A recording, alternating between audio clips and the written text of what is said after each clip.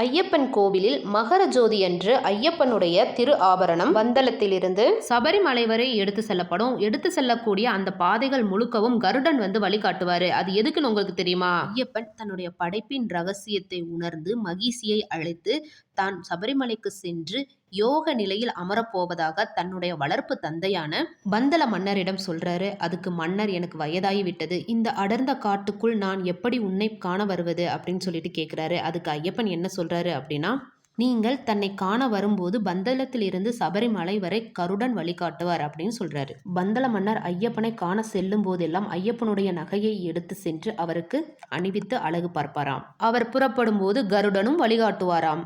அப்பொழுதிருந்து இப்பொழுது வரை ஆண்டுக்கு ஒரு முறை மகர ஜோதி அன்று பந்தலத்திலிருந்து ஐயப்பனுடைய திரு ஆபரண பெட்டி புறப்படும் சமயத்தில் கருடன் வந்து வழிகாட்டுவார்.